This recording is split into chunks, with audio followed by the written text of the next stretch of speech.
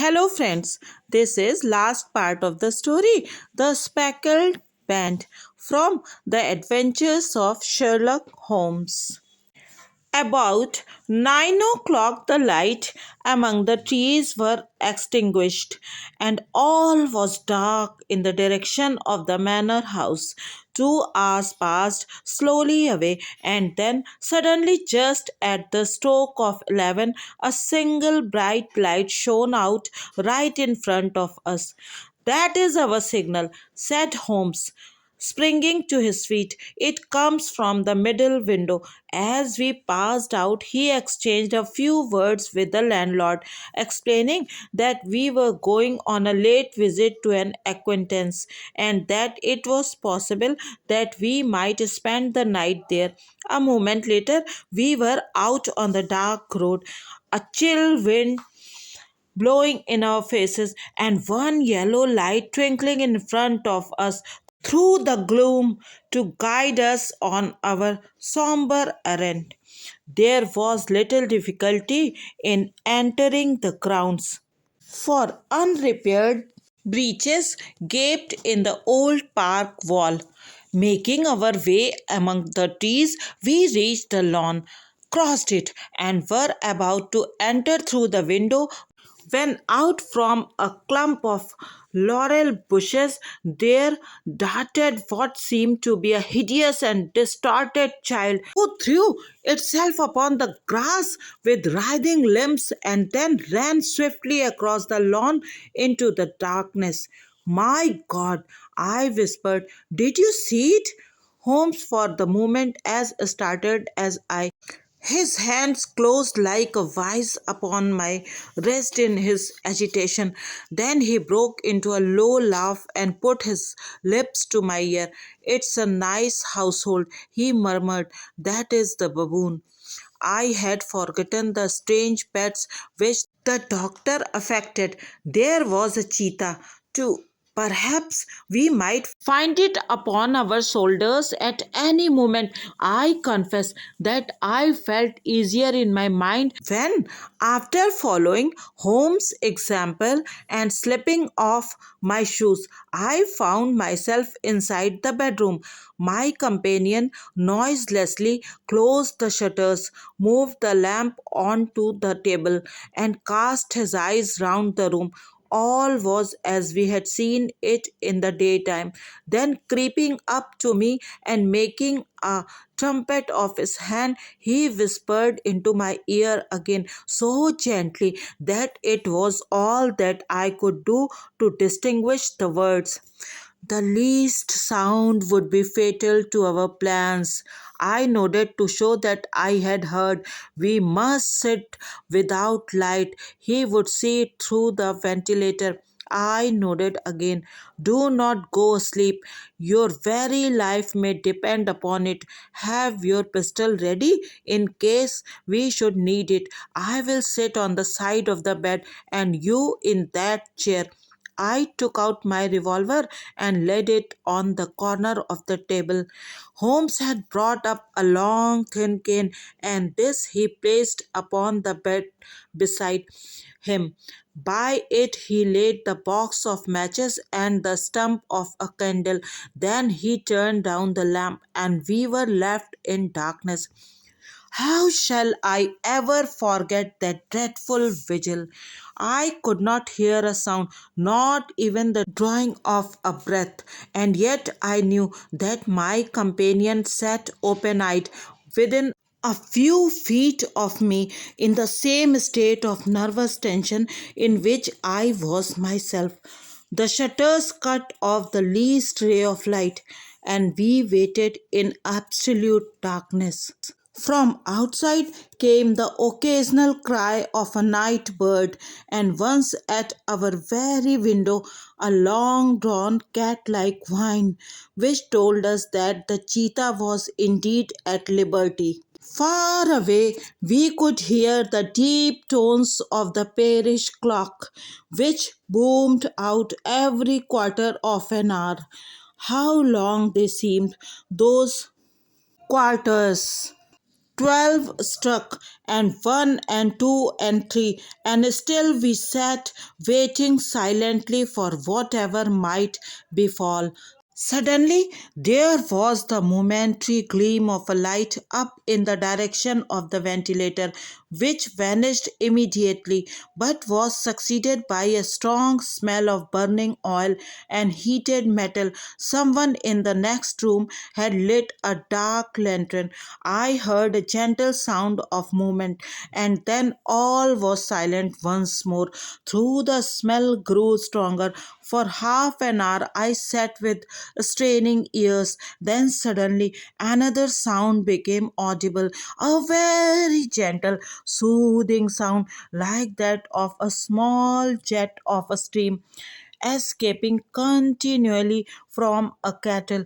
The instant that we heard it, Holmes sprang from the bed, struck a match, and lashed furiously with his cane at the bell pull. "You see it, Watson?" he yelled. "You see it?"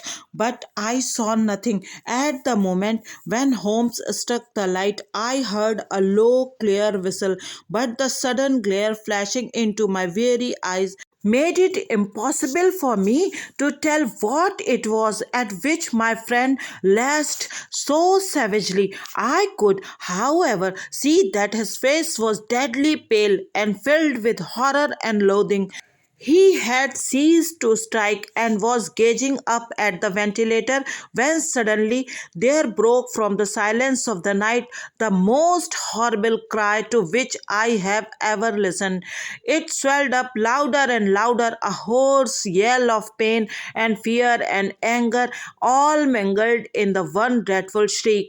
They say that away down in the village and even in the distant parsonage, that cry raised the sleepers from their beds. It struck cold to our hearts, and I stood gazing at Holmes and he at me until the last echoes of it had died away into the silence from which it rose.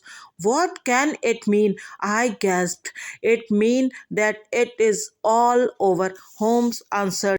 "And perhaps after all, it is for the best. Take your pistol, and we will enter Dr. Roylott's room."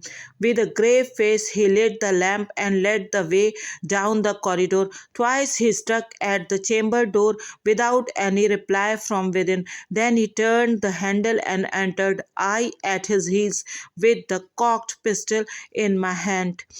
It was a singular sight which met our eyes. On the table stood a dark lantern with the shutter half open, throwing a brilliant beam of light upon the iron safe, the door of which was ajar. Beside this table, on the wooden chair, sat Dr. Grimsby Roylott, clad in a long grey dressing gown, his bare ankles protruding beneath, and his feet thrust into red heelless Turkish slippers.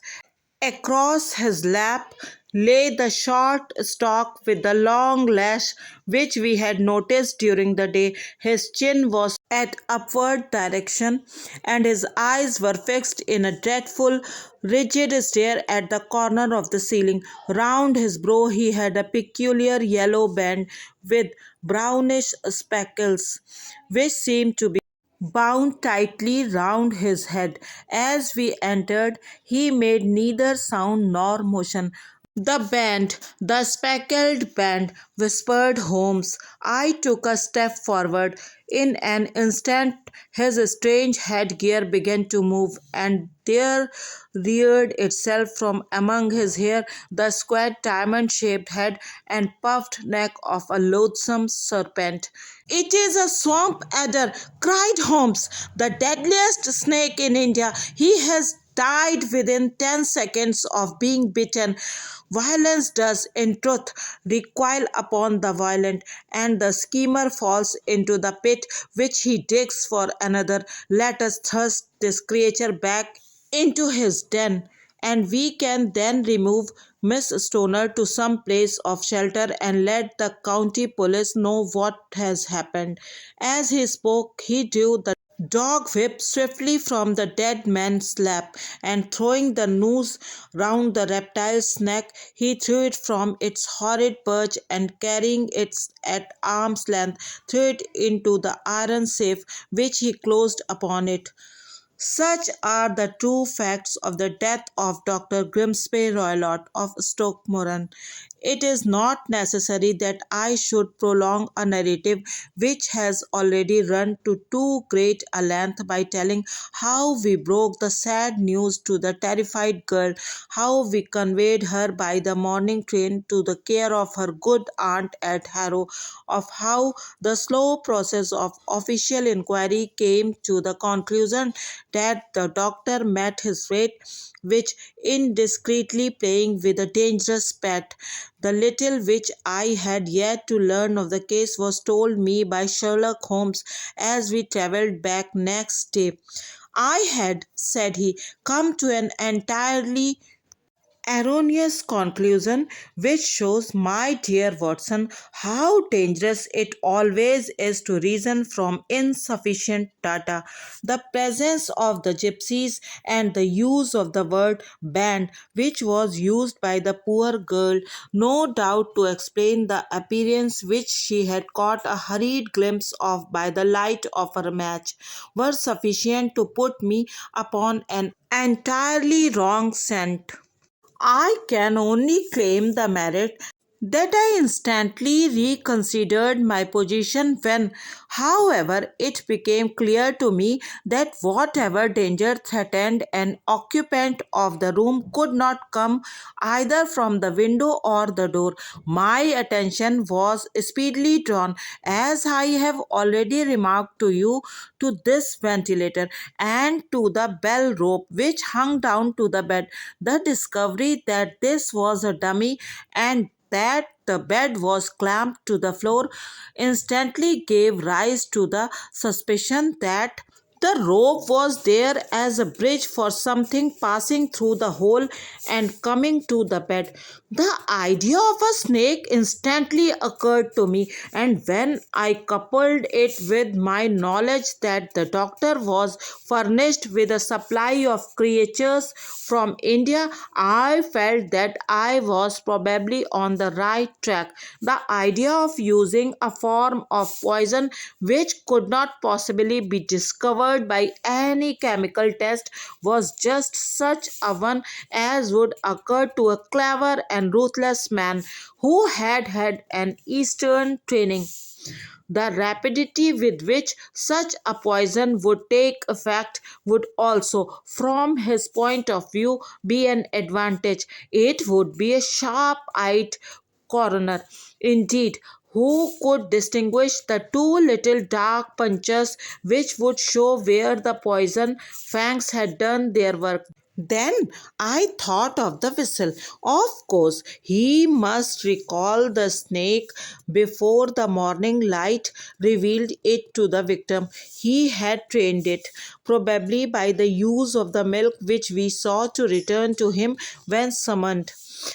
He would put it through this ventilator at the hour that he thought best, with the certainty that it would crawl down the rope and land on the bed. It might or might not bite the occupant. Perhaps she might escape every night for a week, but sooner or later she must fall a victim. I had come to these conclusions before ever I had entered his room. An inspection of his chair showed me that he had been in the habit of standing on it, which of course would be necessary in order that he should reach the ventilator. The sight of the safe, the saucer of milk, and the loop of whipcord were enough to finally dispel any doubts which may have remained. The metallic clang heard by Miss Stoner was obviously caused by her stepfather hastily closing the door of his safe upon its terrible occupant. Having once made up my mind, you know the steps which I took in order to put the matter to the proof. I heard the creature hiss, as I have no doubt that you did also, and I instantly lit the light and attacked it. with the result of driving it through the ventilator and also with the result of causing it to turn upon its master at the other side. Some of the blows of my cane came home and roused its Scanish temper, so that it flew upon the first person it saw. In this way, I am no doubt indirectly responsible for Dr. Grimsby Roylott's death, and I cannot say that it is likely to weigh very heavily upon my conscience. So, dear friends, that is the end of the story, The Speckled Band. Yes, Speckled Band was the snake, the deadliest snake. Pray, if you like the story, please subscribe the channel and like this video and share it also with your friends and family. Thank you very much. Stay tuned for next story.